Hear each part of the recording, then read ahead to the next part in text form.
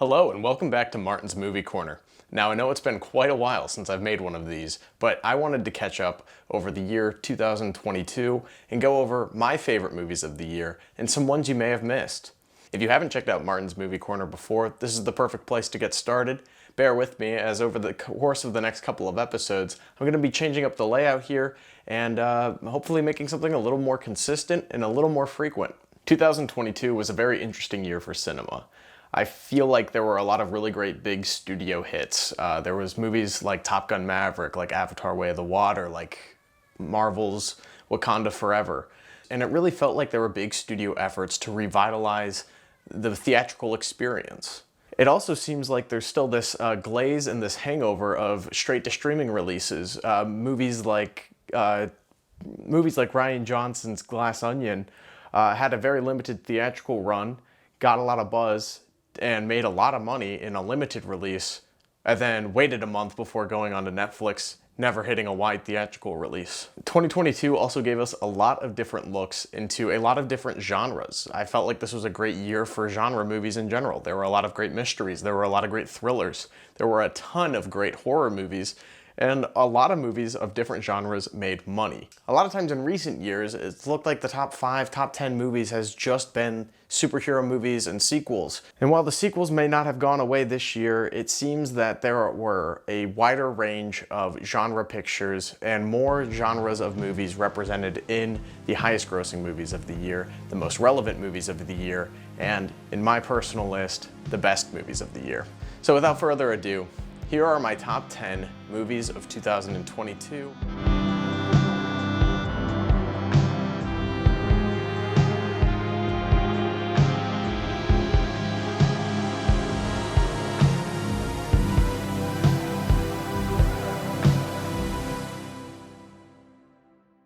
Number 10, Top Gun Maverick. Top Gun was not necessarily a movie I was overly excited for. Every now and again it seems like a Tom Cruise movie, whether it be a Mission Impossible movie or something else, comes along and has this big push for, in-camera special and practical effects. And those are always a great movie to check out at some point. But Top Gun Maverick felt like the first one of those that demanded you to see it on the big screen. Over the course of the pandemic, this movie kept getting delayed release because they wanted to release it exclusively in theaters. You can kind of tell that this movie was shot in a pre-pandemic world. Most of it was wrapped filming in 2019, and the delay to release it into theaters just kept getting pushed further and further back as more and more theaters closed. But this movie was the perfect jump start that the box office needed to get rolling back into pre-pandemic numbers. I mean, Top Gun Maverick as a film might not be the strongest movie of the year. The script, might not be the strongest, but what it did get was mainstream audiences to go back to the movie theater. And honestly, I had a great time watching this film.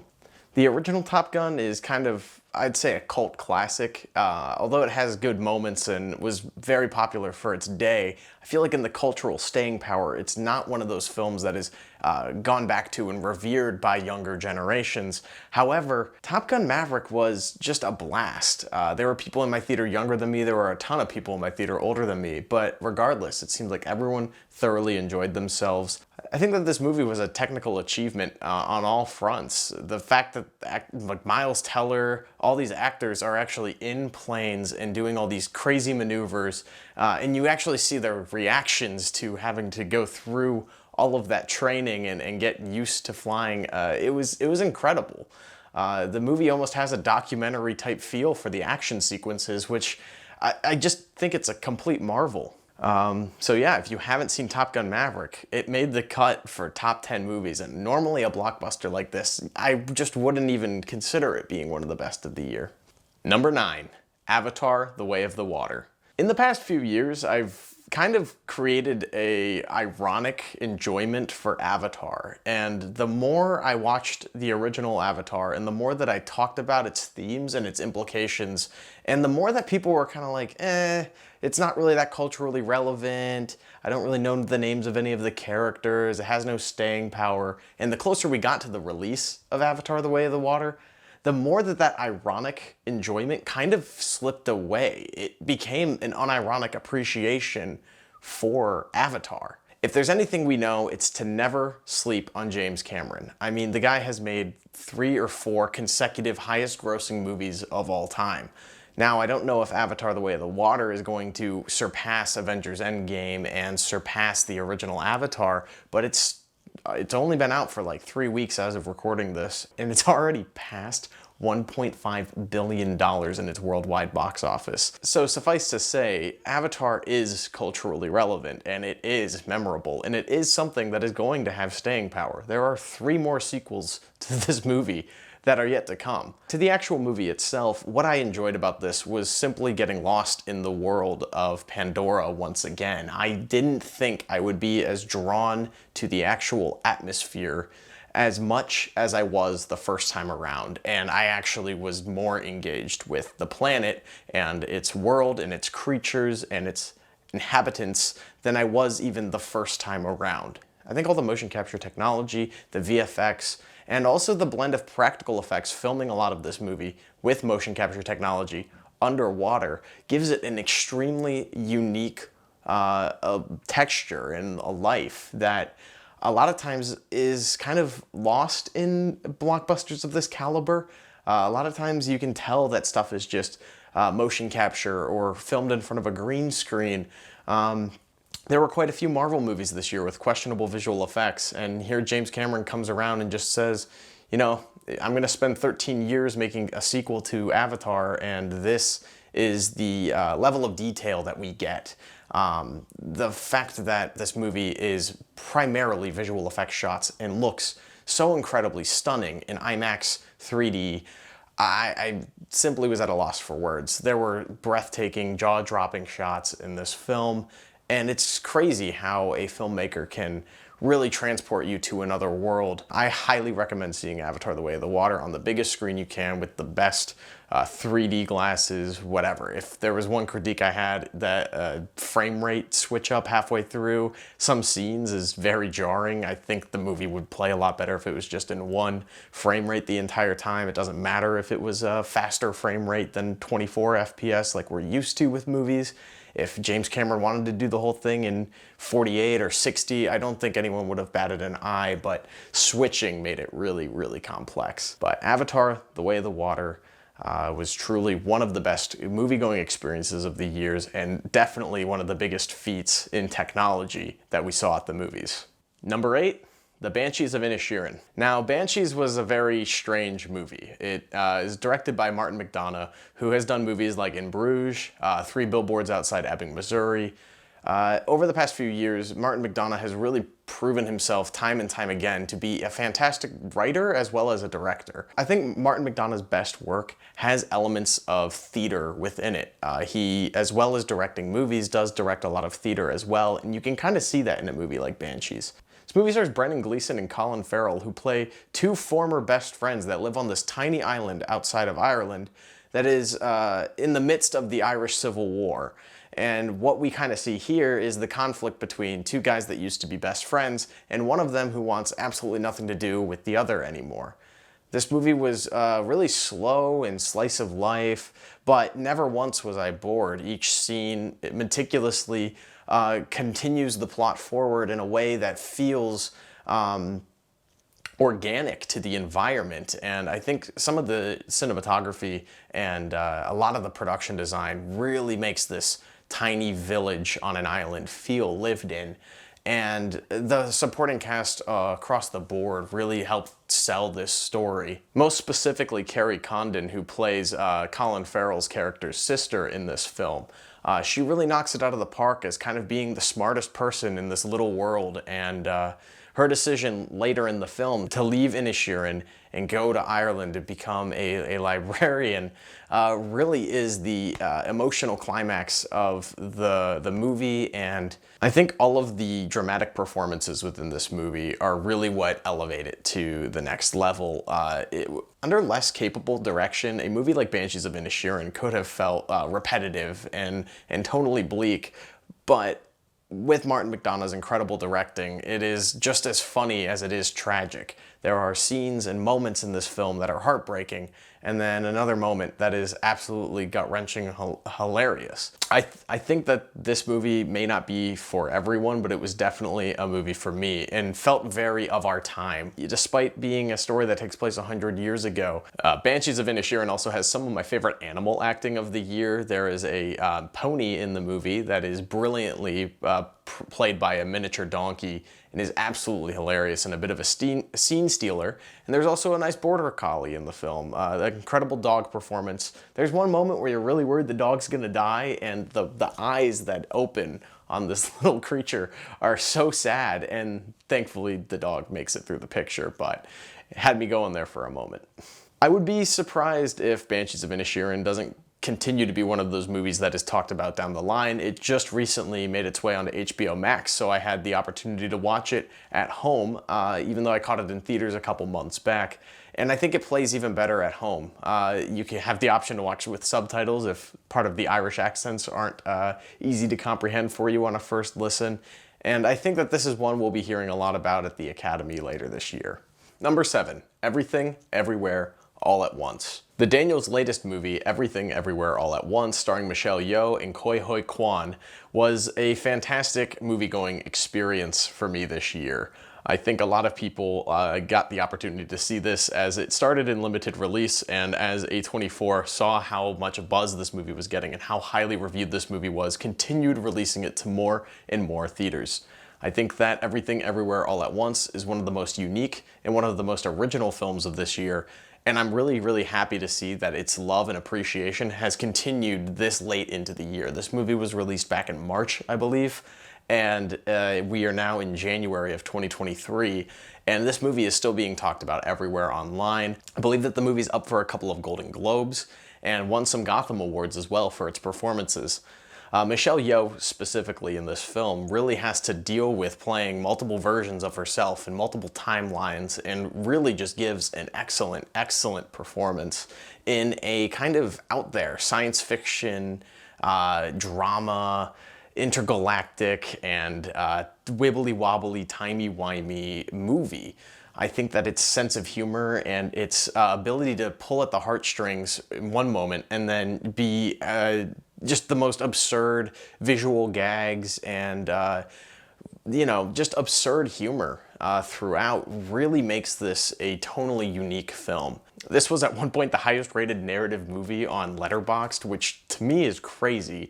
But I just know that this movie has a fan base, and the two directors, the Daniels, really just know how to capture that millennial sense of feeling and dread and anxiety in our time and still tell a unique and crazy story.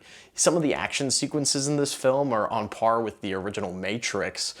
This movie's genre encompassing. It's like 5 different styles and really just one of those that if you haven't seen, you must. I enjoyed this film quite a lot, and just the concept that movies like this are getting made excites me because you can tell that this is a distinct voice.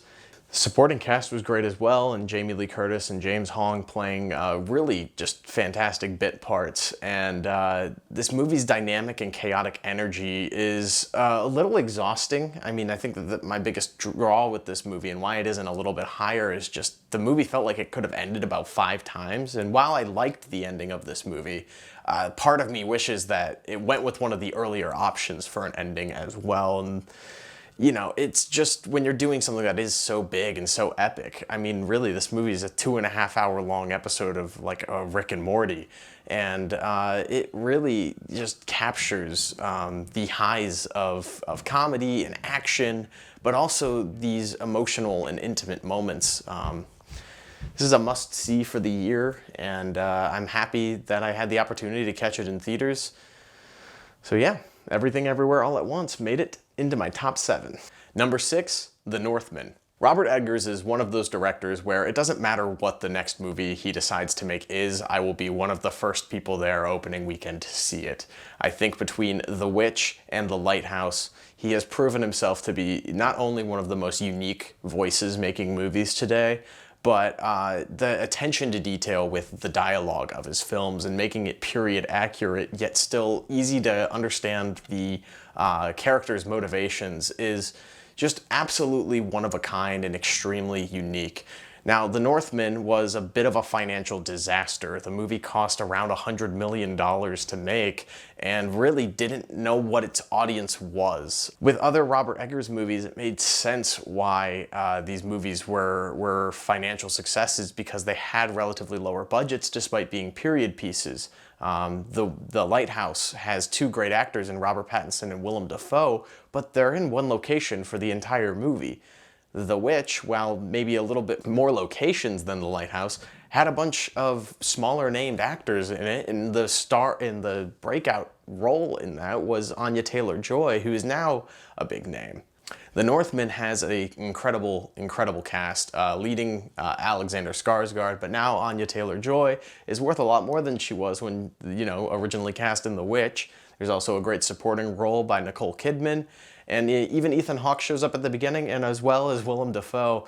What I absolutely loved about The Northman was that it was a really simple revenge story, but told in a long form and truly epic scale. It's essentially Viking Hamlet. I don't know how you couldn't love that. The action in this film was some of the best of the year. There is incredible cinematography, and what I loved the most about this movie was just how it involved mythology and interwove it within the story. It at one point feels like it's going one way with the way it handles mythology, and you think it's all a metaphor, but sometimes it's literal, and sometimes the way that the movie visually shows that is breathtaking and incredibly unique. I don't think that The Northman really could have made more money, being extremely R-rated. I mean, there's tons of violence, tons of nudity. It really just isn't the type of movie that I could see a lot of mainstream audiences latching onto, at least not, hoping to make $200 million at the US box office amount of money. But I do think what we have here is a movie that, as time goes on, people will look back as being truly one of the greatest epics of this era, of the early 2020s, or of this era of cinema. It's really amazing to see this movie get made, and I hope whatever Robert Eggers does next, there's talks of a Nosferatu remake, whatever it is, I hope that the integrity of dialect and the attention to detail with the script writing stays intact as well. Maybe dial it back a little bit in terms of the scope, just to ensure that more movies can get made, because this one was truly one of the best of the year. When I first saw it, I was like, oh, this is top 5 guaranteed. And if the rest of this list has anything to say, it's that I kept getting surprised with better and better movies as this year went on. Number 5, Decision to Leave. Park Chan-wook has made a bunch of really fantastic movies. I think he is one of the standout directors in South Korean cinema. His 2003 movie Oldboy is one of my favorite revenge movies of all time, and truly one of the best action movies as well.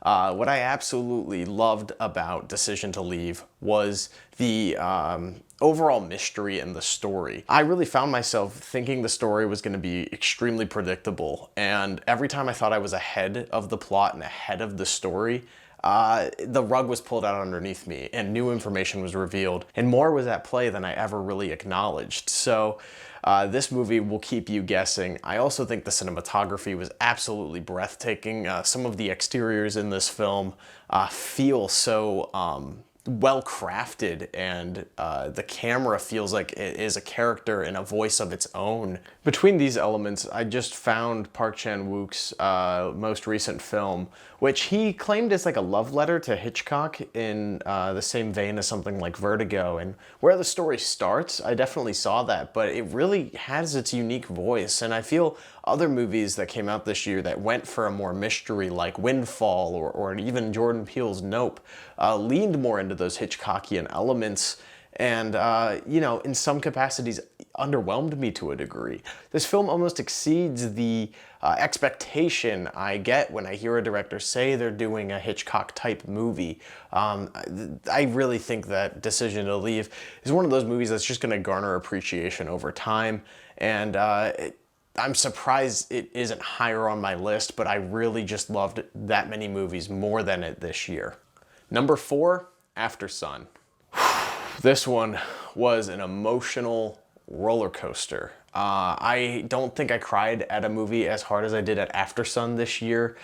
This is a really, really fantastic and intelligently made directorial debut, believe it or not. Charlotte Wells does a fantastic job in debut directorial feature-length film of doing a coming-of-age story and thinking about the implications that a crucial event as a child has 20 years later as an adult, how you're able to look back at a situation and at a certain time of your life and process and handle the events that happened at this time. Paul Mescal plays the main character's father, and he's a young dad. He's like 31 years old in the movie, celebrating his 31st birthday with his 11-year-old daughter on a trip. And the film just really gets you to relate to this father because we're watching this story unfold through videotapes from the trip that the daughter is watching as an adult, and this splicing of a mature look back onto childhood and onto adolescence, and thinking about how little decisions and little things that happen mean so much more down the line. This is the type of movie that you're going to want to call your parents after seeing. This is the type of movie that will make you cry, and it truly is one of the best movies of the year. I wouldn't be surprised to see this get a Best Picture nomination, especially since like a movie like Coda won last year. I mean, this is seriously a great script, seriously some great directing, and Paul Mescal specifically knocks it out of the park. In a year that is less vehicle driven for other actors that have been around maybe a little bit longer, I could see him running away with the Academy Award this year for Best Actor in a Leading Role. He is truly heartbreaking, and so much nuance goes into his reactions to the decisions that his little daughter is making, and there's not another movie this year quite like After Sun. In a year of really interesting movies with father and child dynamics, specifically father and daughter dynamics, this film stands out as a cut above the rest. There were some great coming-of-age movies, but this is one that I think people are going to be talking about for years down the line. After Sun was a masterpiece. I will be eagerly awaiting to see whatever Charlotte Wells' next movie is, because I guarantee you it'll be one of the best movies of that year as well. Number 3, The Whale. Brendan Fraser knocks it out of the park in this comeback performance, directed by Darren Aronofsky, based off of a play of the same name. The Whale was truly one of the most sad movies I saw this year, and I was a little worried after the trailer finally came out that it was just going to be a long and sad movie. The Whale is about this morbidly obese man who's 600 plus pounds, 700 pounds, whatever, who's actively eating himself to death. And the concept there is just so bleak and disgusting that I didn't know if it would actually make for a good story. I knew that Brendan Fraser was probably giving it his absolute all, and I knew it was based off of a stage play, but I didn't expect it to be so stagey. This movie felt like watching a play in the best possible way. I thought that all the blocking and shot composition was incredible, and the relationship between Brendan Fraser's character and his daughter, played by Sadie Sink, was the pulse that this movie had going forward. You wanted to see these characters, see eye to eye. You wanted Brendan Fraser to be the dad that he wasn't earlier in his life. And the ending monologue of this movie, which is also the opening monologue of this movie, is absolutely gut-wrenching in its execution. And this movie had a lot more turns than I thought it would. I really liked the supporting cast of this film. And really, The Whale blew my expectations out of the water, no pun intended.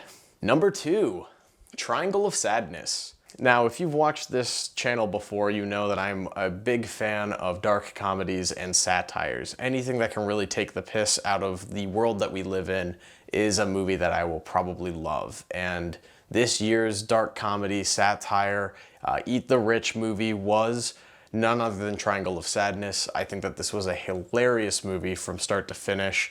Very, very Paul Verhoeven-esque subtle satire and dry humor in the first act. And then as the story evolves, each act is kind of split into a separate movie. You know, same characters, same plot, but one giant set piece is the second act, and that is a sinking cruise ship full of these you know, extremely hyper wealthy people and the crew that is essentially their servants. But at the end of the day, all everyone on this boat wants is money. And I think that this movie has some really, really great comedic set pieces, specifically this dinner scene where everyone's getting food poisoning and seasick at the same time, while the captain and a drunk passenger are taking over the mic and really just cutting a pipe bomb. This film goes places that you wouldn't really expect it to with its premise and with its advertising, but by the end of it, there's a lot of really interesting social commentary and a lot of takes about how the world we live in operates. You know, it's not really a survival of the fittest anymore, it's a survival of the wealthiest, and I really think that this movie nails that theme on the head. I gave it 5 stars over on Letterboxd. It truly, truly, truly is one of the funniest movies of the year, but also has some of the most to say out of any movie this year. This probably isn't one for everyone as well, but if you can handle body fluids in comedy, if you can handle projectile vomiting on screen, honestly really effective projectile vomiting, it looks very real, you could probably watch this one and get a kick out of it. This movie won the Palme d'Or at Cannes this year, and I think that Östlund is just one of those directors who has that critical lens and has that critical favor on his side with every movie that he makes, and the attention to detail in this directorial effort was immaculate. And if you like satire, if you like dark comedies, definitely be sure to check out Triangle of Sadness. This year I actually have 13 honorable mentions. I think any of these 13 movies could have also made its way into this top 10 if only this year wasn't so stacked with excellent movies. Crimes of the Future was a fantastic effort by David Cronenberg. His newest movie, starring Viggo Mortensen, Kristen Stewart. This was a really, really unique movie, and I'm a big fan of Cronenberg. I like his earlier stuff, more body horror and those elements. And I like his newer kind of critical, reevaluated, you know, more intelligent movies. But what Crimes of the Future does so well, in my opinion, is it blends those two elements. This movie simultaneously feels like 1997's Crash, but also, you know, a highbrow, you know, awards bait type movie. I thought the acting in this was absolutely incredible, and it really commits to this world where the human body is the ultimate kind of performance art, and this was a great movie.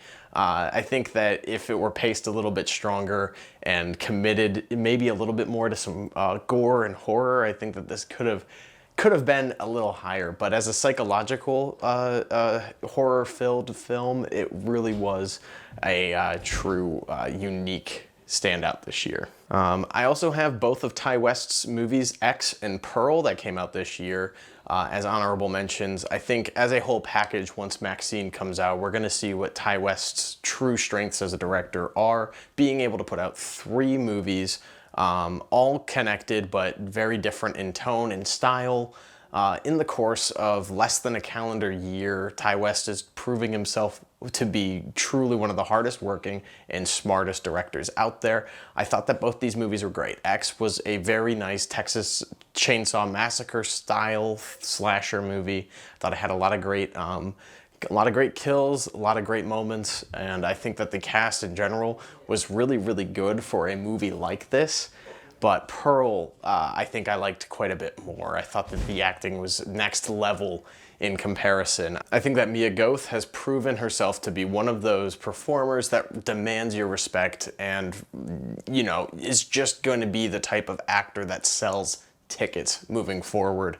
I'm excited to see what she does with Maxine, but I thought that both X and Pearl were absolutely incredible. The ending credits kind of play out scene of Pearl is just one of those moments in movies that if you were to make a hypercut of every film that came out this year, you would close that montage with that monologue, and I absolutely loved it.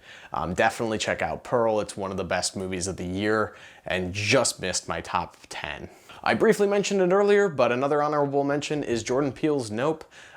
This is a movie that I had very mixed feelings upon watching, but the more I sat with it, the more that I enjoyed it, and the more that certain elements of the film stuck in my head. I think that Jordan Peele knows how to make a movie like no one else, and it was great to see him work with a higher budget. It was great to see this film shot with IMAX cameras and has a bigger scope, really lean into some Hitchcockian elements, but also lean into a kind of Spielberg-y type ending. I think that this film was a lot more rewatchable than Get Out and Us are. I think that this is a very well sequenced movie and is paced pretty well for the type of movie that it is. And the runtime specifically, this movie flies by. I just rewatched it earlier today to get ready for this discussion. I thought it might actually creep its way into my top 10, but even though it didn't, I still think that this is truly one of the best movies of the year, and just goes once again to show you what a great and diverse year we had in terms of genre pictures this year. This is a science fiction kind of thriller. Some would call it a horror movie. It was advertised as one. I think this movie is going to be remembered as Peele's like most fun movie down the line, and definitely check it out if you haven't. Another honorable mention, I actually caught this one on Netflix, but it had a limited theatrical run earlier this year, and I'm sure we'll do it again at some point next year, and that is RRR. I believe this was a Tollywood movie from India, and I mean, this is what movies could be. I mean, I think that there's been a lot of really great Bollywood movies in the past couple of years, but what this one did so well was blend genuine moments of action and comedy. But what I liked the most about RRR was its ability to jump between, musical number and action sequence so well. This movie feels like if a Bollywood movie was directed by Quentin Tarantino. There's some really, really great action. I think the visual effects, you kind of give them a pass because it's so bombastic and it's so over the top. And it's more like watching a comic book come to life than any action superhero movie we got this year. RRR, while being 3 hours long, is truly one to watch. It's on Netflix. You can watch it right now. I highly recommend it. Another honorable mention was the horror movie that kept me on my toes the most, and that was Barbarian. Every single time I thought I knew where this movie was going, it pulls the rug out from underneath me and does something entirely different. I think the strongest aspect that this movie had was it was the most recent well-marketed horror movie. I feel like in the world that we live in, we have these prestige horror movies made by A24 that you think are going to be just scare after scare, but then when you actually watch the movie, it's something a little more slow burn, it's a little bit more psychological, and while I end up usually liking those movies, mainstream audiences tend not to like them right away because they thought they were going to get a big scary movie. I'm talking about Lamb, I'm talking about Men, I'm talking about It Comes at Night. All great movies, but not the movies that they were advertised as. And in the mainstream horror world, we have movies like Smile, and we have movies like Insidious 15 or whatever, where it's just advertised as another one of those movies. It's Pray for the Devil. It's just, I've seen this movie 5 times before, and I might go see this one again just because I want to get jump scared and I want to have fun time with my friends at the theater. But what Barbarian did is it advertised itself like it was just going to be a kind of home invasion, kind of domestic thriller, and instead was just the most bombastic creature feature of the year. It had some really interesting commentary on gentrification, but also masculinity and positive and negative forms of it. And Justin Long really gives a great comedic performance in this film, which at first added some much needed levity, but then as it went on, you see the tendencies and terribleness that this guy represents. And it is really, really great seeing how the story unfolds and how big it goes. Really, I can't think of a time I was more surprised by a movie like this. And in another year, I think, where there wasn't as many other great genre movies, this would have been near the top of my list. Barbarian was one of the most wild theatrical experiences of the year, and I definitely recommend it. It was my 12th favorite movie of the year. Gotta give another honorable mention to Marvel Cinematic Universe's 30th movie at this point, and that is Wakanda Forever. I don't really have a ton to say about it other than this actually felt like Ryan Coogler made a movie. It didn't feel like yet another Marvel movie. It has moments where it's clearly just throwing in characters that we've seen before because you're like, oh yeah, this is a Marvel movie, or it's setting up something that's going to be in a TV show in 2 or 3 years. I can't keep up with that, but what I can keep up with is a movie with really, really great performances and really gave us an interesting villain again, like the first Black Panther did with Killmonger, but this time with Namor. I thought the way that they handled Namor and showed his backstory and his ideology and how it directly combats with those of the Wakandans was extremely unique. And this is truly one of the best Marvel movies that has come out in the past 5 years. I think that this movie alone kind of shocked the audience back into caring about Marvel movies again, and if they're gonna keep making them, I hope that they keep their audiences engaged, because the other Marvel movies and TV shows that came out this year seem to be giant disappointments for their audience, and I'm glad that this one was as good as it was, especially because no one had any idea how this was going to work without Chadwick Boseman. And they proved to us this year that they didn't need him to tell a great continuation of the story that he made fantastic. Ryan Coogler really is one of the best directors working today, and I hope that the one he does for himself after doing these 2 studio movies is as epic as I hope it is. Funny Pages is another honorable mention. This was a coming-of-age movie, I believe distributed by A24, but this one didn't really get a huge theatrical play. It's about this young boy who wants to be a comic book artist in, I believe, the 1990s in New Jersey.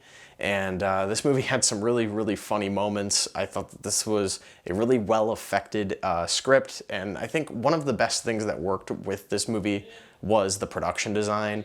The environments feel extremely lived in, and he gets an apartment at one point, it's really gross, and there's all these other people living there, and it really feels like the antithesis to another honorable mention of mine, which was Steven Spielberg's The Fabelmans, which was a coming-of-age movie about Steven Spielberg's own life, really, and the way that his story with his parents kind of unfolded, how their marriage fell apart, and how he learned what his true calling was, not only being a filmmaker, but being able to reveal emotions to an audience. Thought that both these movies were great, but what I liked about Funny Pages was it felt like a more realistic, and it felt like a more true way an artist is born, whereas Spielberg has this rose-tinted nostalgia, and I also loved watching it, but it doesn't necessarily feel that realistic, but it had great dramatic payoffs. It had great performances in Michelle Williams playing the stand-in for his mother, and also Paul Dano did a great job playing the dad in The Fabelmans, and yeah, truly one of the best movies of the year. I think that Spielberg will probably be getting a Best Director, at least for this movie, just because it is the most personal story that he's told in his now 50-year career as one of our country's best filmmakers. My next honorable mention is The Batman. I think Matt Reeves has proven that this story with Batman can be told in different ways, and I really liked the mystery elements that this story told. You truly believed that the Batman is the world's greatest detective watching this movie. The Batman was a mystery movie, and I think that that was an element we haven't seen from Batman yet on screen.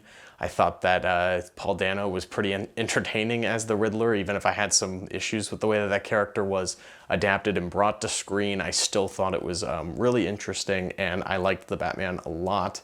The use of the Nirvana song, Something in the Way, to bookend the movie was also interesting. I think that this is just one of those movies that had its pulse on the culture as a whole this year. And I'm excited to see what Matt Reeves does with future stories in this universe. I know that there's supposed to be some TV shows. Hopefully we're getting a sequel to this movie. I really hope so. But all in all, I thought The Batman was a really, really great superhero movie. And a really, really great movie. Loved seeing Robert Pattinson in a big Hollywood movie again. And my last honorable mention was the directorial debut of B.J. Novak, and that was Vengeance. I thought Vengeance was another great mystery film. It's a story about a podcaster, which normally I'd be like, oh, this is probably gonna be terrible, but I did find this character extremely relatable. This girl that he's having a fling with passes away and he gets invited to the funeral. There's a lot of really great fish out of water comedy with this guy from New York who's now in rural Texas, and he discovers that there might be more to this death that is originally portrayed as an overdose. The next hour of the movie, you're trying to follow along this mystery and see who could have done it. And I thought that it was really, really well written. I thought that the characters were all believable. There was a lot of really great funny gags, but there's also a lot of really great dramatic reveals and twists with the story. Characters aren't exactly the stereotype that you think they're going to be. And I appreciated this movie a lot for taking risks and being as unique as it was. Ashton Kutcher, of all people, gives a great supporting performance in this. He has 2 standout scenes. I just really think that more people should have seen Vengeance. I think it did some justice for the White Guy podcast movie, so thank you, Vengeance. And now it is time to talk about my favorite movie of the year, and that is Todd Field's comeback movie. He hasn't made a movie in 16 years, Tar. I thought that Cate Blanchett was hands down the best performance I saw all year. Tar is a really interesting character study on this world-class EGOT-winning composer and maestro, and you get to see the way she interacts in her day-to-day life, the meals that she eats, the people that she talks to, how she talks to the people she talks to, and how she goes about writing her music, and mentoring her ensemble for this orchestra. But you then start to see the cracks and the faults in this character. And as those faults grow, you really get intertwined into essentially the main character of this movie getting canceled. I thought this movie was really, really timely. I thought its involvement with technology was absolutely incredible. I think that this might be the best script since The Social Network, honestly. Truly was able to capture our time in a very unique way. My favorite scene in this movie is this scene where Lydia Tarr goes to, I believe it's Columbia, to give a kind of like a masterclass guest lecture, and she's tearing apart this student who, you know, has all these like kind of intricacies about why he doesn't like, you know, rich old white composers from the past. And the takedown of this student is incredibly just jaw-dropping, not only from the performance, but just the words being said and the vitality of the emotion. And at the time, you're kind of like, wow, I agree with this character. And then it's told again later, but through the view of the classroom and from the students' phones edited together in like a tweet, kind of like hyper, like edited video. And that's what goes around, and that's the story that the media picks up on, is it through that disjointed perspective. And it felt like that set piece was just truly like a great encompassing version of the world that we live in today, and how people get their media and how they react to what other people do and say in our times. I thought that Tar was an incredibly smart movie. I think that it's the best acted movie of the year, and truly just one of a kind. Todd Field has worked with Stanley Kubrick before. In Eyes Wide Shut, he played Nick Nightingale and got to be in you know, some very important scenes in that movie. And I think he picked up a thing or two working with Stanley Kubrick, because this movie felt very Kubrickian in its shot composition, in its pacing, and in its overall tone. The last shot of this movie is absolutely hysterical, but in such a dark and kind of twisted way where vengeance, or rather justice, is served to this character who, you know, some people think she might deserve better. Some people might think that she didn't get punished enough, but I think the outcome and the ending of this movie was absolutely perfect. Thank you for watching this incredibly long-winded episode and comeback for Martin's Movie Corner. What was your favorite movie of the year? Let me know in the comments section below. What do you want to see next from Martin's Movie Corner? I definitely will still be seeing at least 2 movies a week for the foreseeable future, so maybe I'll just do more movie reviews, or if you want to hear my worst movies of 2022, let me know what you want to hear, what you want to see next from me, Nathaniel Martin, here on Martin's Movie Corner.